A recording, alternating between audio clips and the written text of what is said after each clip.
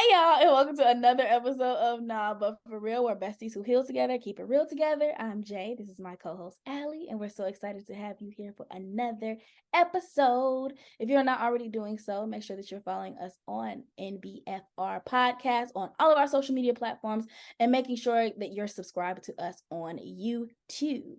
So, without further ado, as we do in every single episode, we're gonna get into an icebreaker. So, icebreaker of the day. Who is your favorite antagonist from any media? Can be a book, can be a TV show, it can be a dream you had, for all I care. Who is your favorite antagonist? Allie, go. Okay, so I chose Syndrome from the first Incredibles movie, and I chose him because he originally was this kid who was like obsessed with the different superheroes, and he just wanted to help. And then that's when Mr. Incredible was just like, "No, buddy, you can't. You won't ever have superpowers. This is that, this and that," and almost just downplaying the kid's abilities. And so then later on in the movie, of course, Syndrome comes back as the main villain of the movie, and he used his skills to become the best villain that he could become, since he couldn't be the best superhero that he could become. So yeah. Hey, Syndrome was that boy. He was it. So my media antagonist was Gabriella from Cheetah Girls 2 specifically. So in Cheetah Girls 2, if y'all don't remember, they were making Gabriella, aka Raven, seem as though she was doing the most and she was being dramatic, and she was just this big bad villain for literally just wanting to go to Spain and do what they asked to go to Spain to do.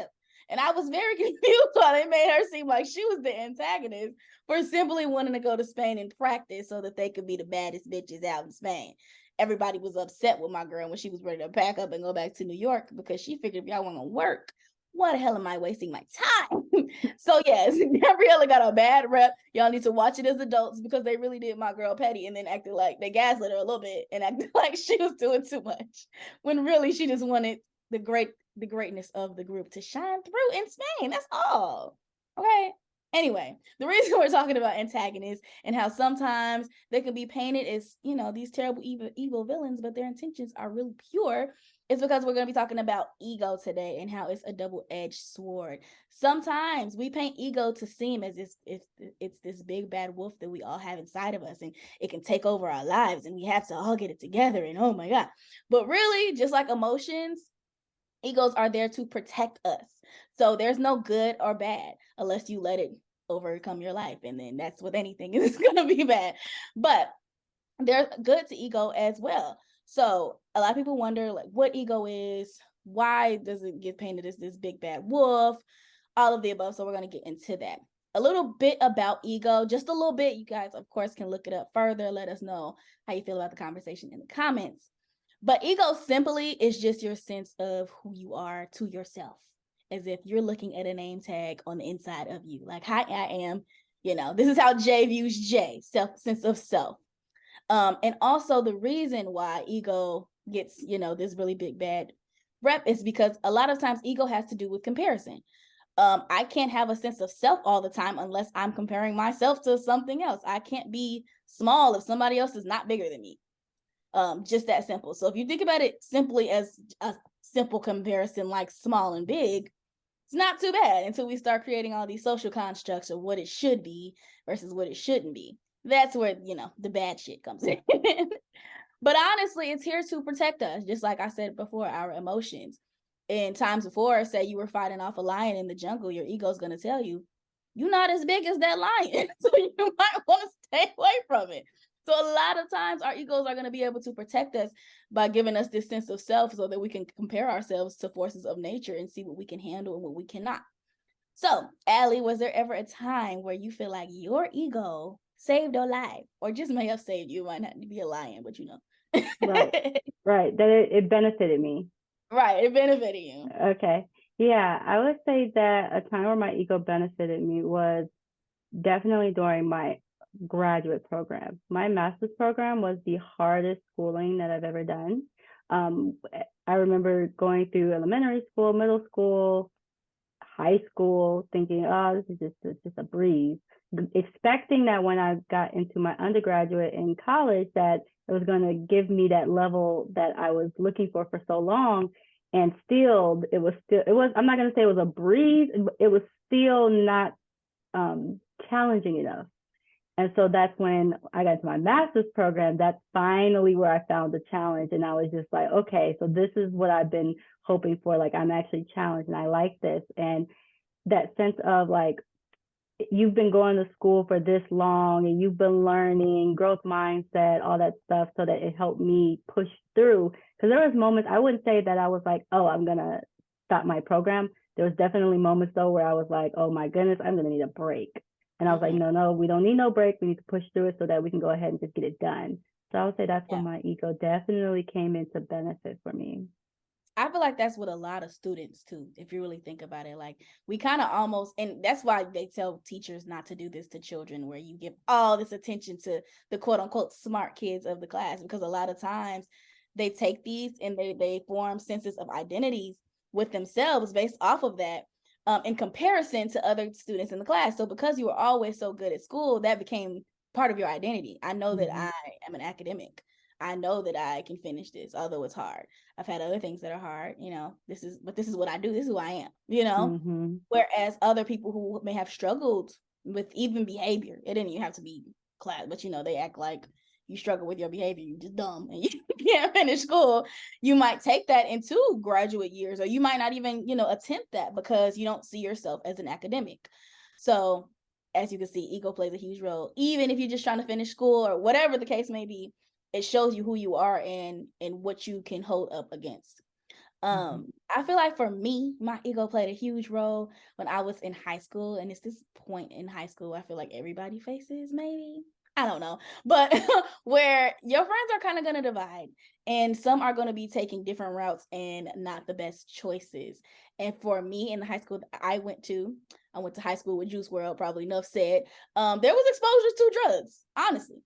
So around that time when it started to be, when my classmates started to be exposed to drugs, I kind of had the choice to make, like, to continue to be around people and who do drugs and who, that's the norm for them and that's how they hang out and that's what they do to kick it, or just go find another group of people who I identify with. And that was a thing for me. I know that I don't consider myself someone who identifies with doing drugs or needing drugs. So it was just like a very easy move. Like, not my thing. So I was able to find something else that I identify with. And for me, that was theater. I know that I was a stage kid, regardless of if I ever acted. I know that I was born on the stage. And so these are a lot of other people who were born on the stage or just love being on stage. I can connect with them. I can identify with them. And I didn't identify with drugs. So in the long run, because I didn't identify with drugs, I was able to save myself from a lot of mess in the future that I'm sure, hopefully, that they are overcoming or have already overcome at this age. But yeah, my ego has saved me. And that's not to say that like we're being egotistical, we think we're better, but a lot of times having that sense of self and a powerful sense of self will redirect you in better positions in the future. Now, like I said earlier, we talked about, everybody knows that having ego is considered bad. So we're going to talk about it. We're going to talk about why people consider it bad and what about it seems so big bad wolf and scary. So a lot of times, like I said, just like our emotions, if we let them take over, it's going to have poor effects and negative effects on not even just your world, but the people around you. So a lot of times ego plays hand in hand with negative emotions. We allow it to play hand in hand with negative emotions, or being egotistical rather plays hand in hand with negative emotions and feeling negative and feeling down. That's when a lot of times our ego is either inflated because we feel better than somebody else, and these negative emotions start to come out in terms of guilt or in terms of shame or whatever it may be, and then ego takes over. It's like, cool, you're not a part of that. You're better than this, you're better than them, for example, the one I always think about is when I see someone maybe doing better than me on social media. And this has not been a problem as of recent, but I know especially when social media first started popping off, and I saw people who I related closely to, and I can see myself in them, and finding out that their upbringing may have been a little different than mine, and it seemed easy to me. it was like, they didn't deserve that. That's my ego speaking, because who the hell says that they deserve something? Mm-hmm. Who the hell says that they're better than me or that, So that's my ego trying to help me and trying to save me, basically, from saying that really I'm not in that position because I didn't do what they did. I'm not in that position because I'm not them. And it just is what it is. And that's a hard pill to swallow. So our ego tries to say, no, they don't deserve it. They're not worth it. They didn't do it how you did it. So they're not as good as you. But that's really just, like I said, these negative emotions, these negative thoughts that we have about ourselves projecting. So a lot of times that also is how bullying forms on the playground.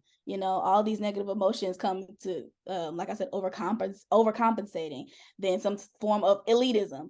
Bullies get bullied. Now that I'm bigger and I'm as big as my bully was, let me go bully somebody who was my size when I was getting bullied, or whatever the case may be. When I look like that, I was getting bullied, and now you got all these little Jeffrey Dahmers running around the playground, each other and being weird. A lot of that stems from ego. So, Allie, can you think of a time where maybe your ego puts you in a negative position, or people around you in a negative position? To think of a specific time, it's hard for me to think of a specific time right now. What generally comes up for me is like the comparisons and Mm-hmm. how I could or I would. I don't do it very often now as I used to. Yeah. I do it sometimes, just not as much. And now I think I do it more so when it comes to body image. When I was younger, I think I did it more so in skills. And now as an adult and experience, I've gotten to this point where I look at it as, okay, well, if this person has like a skill in karate, that doesn't mean that they're better than me because they have a skill in karate and I don't have a skill in karate, because I have a Yeah. skill in something else that they don't have a skill in. And also think like that doesn't mean I'm smarter than them or better than them. It's just that this is my expertise, this is theirs. So I'm able to separate the two now like that. Now, when it comes to body image, I'm trying to be able to do that same thing that I Mm-hmm. do when it comes to skills and apply it to body image, with telling myself the same thing as, just because their body is this and my body is that, it doesn't mean that my body isn't beautiful and worth it. It's just that that's their body, this is mine, this is their experience, this is my experience. I'm trying to take that same lesson from skills and applying it to body image. So Mm-hmm. comparing is, yeah, that's a huge thing. Yeah, comparing is ego. At the end of the day, that's where a lot of our problems with ego comes from. When you were talking about body, though, it made me think about how I didn't think about this until now. When we'll see women who either maybe they got their body done, or maybe they just are in the gym and their body is just giving body, and you'll have people in the comments have something to say like right away. Say, okay, for example, say somebody is more blessed in the behind area, they giving plump, and they have on a thong bikini. Then you'll have people in the comments saying sloppy girl, because they got a fatty back there. But you can have the same person, someone else who's smaller stature in the same thing, but people won't feel a type of way.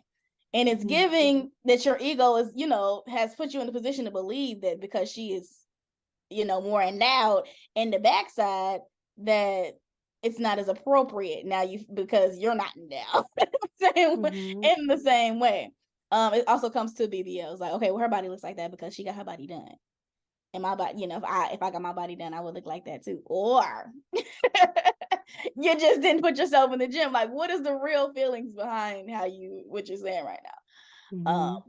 So yeah, that's what made it think about. I didn't think about how I go through the comments, and it's definitely giving your ego is trying to save you right now, for sure, for sure.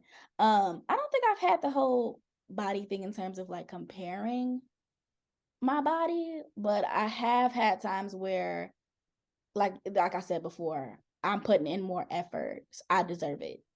Like, why does this person get it when I'm putting in the effort? Mm-hmm. And we do have to take a step back and realize that that's our ego, and realize what the negative emotion is. Because like I said, they tie in hand in hand. So we got to step back and acknowledge the fact that our ego is there and it exists. Why is it making me feel like this? What is it telling me? What am I scared of? You know, because it's just there to protect you. We have to remember that. What am I scared of? It's okay. And go back to yourself, because that's what has to do it, not the girl with the fatty. Figure out what our negative emotions are really trying to tell us. Is it time for you to get back in the gym? Do you feel lazy? Do you feel tired? What are your expectations of yourself? And why is it projecting onto who you see in front of you or other people? So when it comes to ego, what are some ways you personally feel like you can maintain a healthy ego, Allie? So Other than as the you one you gave us, other than who? the one you just gave us about trying to use the karate example. Okay, so no like comparison. Okay. Mhm. So as you were like describing that, the last thing that you were saying, I started to think of like shadow work. Mhm. And you were talking about these lower vibrational emotions and being able to kind of figure out where they come from. And to do that, you must be able to have insight on what that even feels like. What is this shame? What is this guilt? What is this, whatever those lower vibrational emotions, whatever that is, what is it? And what's connected to it? So, when was there a time when you were younger when you felt like this person's body was better than yours? I don't want to use the same example, but like almost kind of thinking like, do you remember a time when you were younger when you did the same exact thing, and what was the reactions around you to it, and how did you go about it? So really just shadow work is just the biggest thing, is working inside and figuring out who is this shadow person. And as I've been doing like the shadow working book for just a little bit.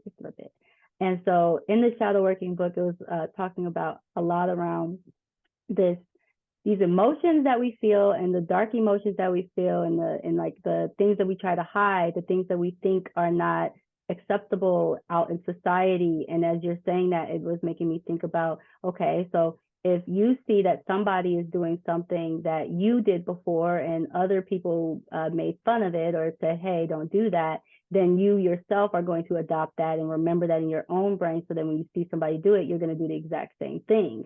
And that's that moment where you would stop and say, okay, why do I feel like this? To think back to that moment that's connected to it. And that's where the healing has to happen, so that you heal that portion of yourself, so that you're not projecting yourself and your emotions, your feelings onto another person, which is this whole ego thing that you're saying. And yeah, I'll kind of stop there. Yeah, no, I definitely agree with the shadow work. One of the biggest things for me that I was, thinking about, and when I was doing research on, is we always talk about it, spending more time with yourself. And if that is shadow working or journaling or just paying attention to what you're saying on a daily basis, what you're thinking on a daily basis, giving yourself time to reflect outside of everything and everybody. Um, I really think that will help with your ego the most, and help with negative emotions as well. Because you're acknowledging them. Like we said, they're hella normal. Don't sit up here and think that we think we're better than us. Like, we have negative emotions all the time. I'm sure just like y'all, we got a group chat and somebody has said something that was egotistical, or somebody said something that was negative. Like, we're not better than anybody else. Check your group chats too. Like, I get it. I completely understand. They're not intentional. They come out of hurt, and we're used to being hurt. But at the same time, we do have to check ourselves occasionally, just so that we can understand what these emotions are coming from. Because at the end of the day, they're not holding the fat booty girl back, okay? Holding you back. They're holding you back. You being egotistical and leaving comments is not holding them back. They're doing what you probably wanted to do. Like you said earlier, you probably saw that somebody told you it was nasty, and now you see somebody else being free and doing what you wanted to do. And instead of saying that's what I wanted to do, you saying you nasty. What really Yeah, you wanted yeah, to do, yep. and we have to admit that. We have to admit that. And the more you do it alone, the better you'll feel when it's time to do it outside of, being alone, even with our friends. Because a lot of times we may project it on the people we even care about. Mm-hmm. Like, don't do that. Now you didn't shatter their dreams. A lot of times you can use that shadow work and use the alone time that you have when you're considering all of these emotions, egotistical ways that you may have, bring it back to whoever you may have hurt and let them know that's why. Because that can change their lives. Like if somebody would have told you, hey, your mama would have told you, hey, that was egotistical of me. I just, I was just telling you what I learned. then maybe you feel free, 25 years old, and then next summer you got the thong bikini, you know. So go back to those people and apologize. And also, when I'm thinking about sitting alone, when I was doing the research, the person, his name is Dr. K, actually, was suggesting sitting in nature because there's nothing that you can compare yourself to. And when he said that, I'm like, you're so right. I have never been jealous of a tree.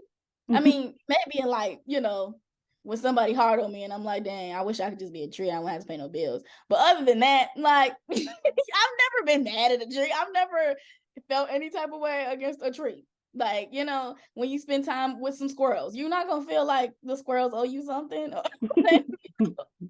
So spending time in nature and having less time to compare yourself to people, although comparison is natural, just taking a couple minutes, if it's a 30-minute walk, if it's a 10-minute meditation, if you on your porch, just sit there.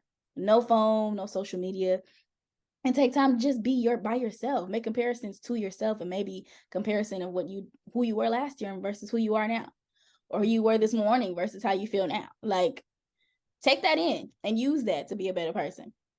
And I also think that you mentioned this a little bit, but about low vibrational experiences. I think incorporating some high vibrational and positive vibrational experiences will definitely make you feel less egotistical. Hugging a baby, again, that's not something you don't feel down. You don't want to insult anybody. Like, it's the best feeling in the world. So have more of those experiences so that they can outweigh the negative in the long run.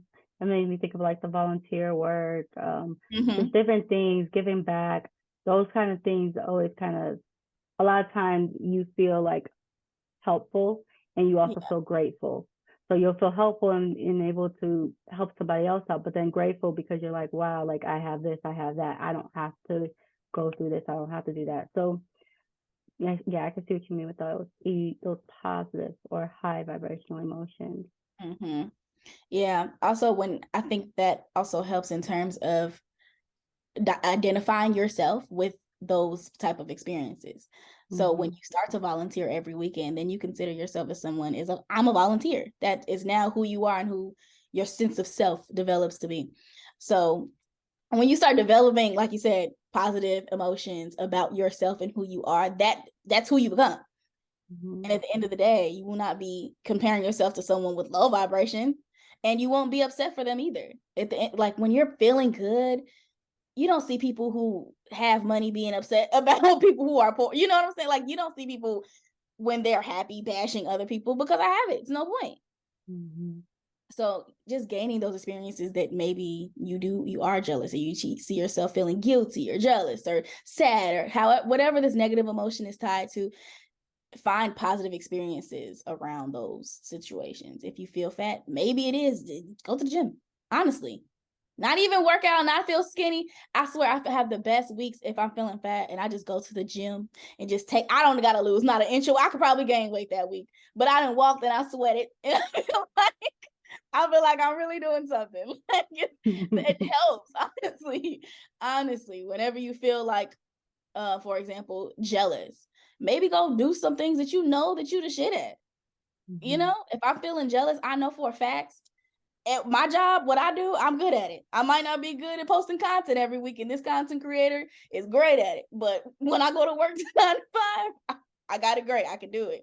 I'm on schedule. I'm on task. So find something that maybe you know that you excel at, that you're very good at, even if it's knitting or something you feel like is minuscule compared to what you want to do, so that you have these positive emotions associated with who you are.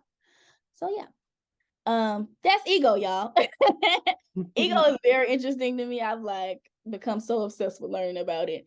So yeah, let us know how you feel, if you feel like you've ever had a negative experience or egotistical experience, and let us know what that was in the comments. Remember that our egos are here to protect us, just like our emotions, and make sure that we have to groom ourselves to understand what it means to have a healthy ego. So if you have anything else that you would like to leave us, make sure that you tell us in the comments, and make sure that you're having a beautiful, wonderful 2023. And until next year, until next time, bye-bye. Bye-bye.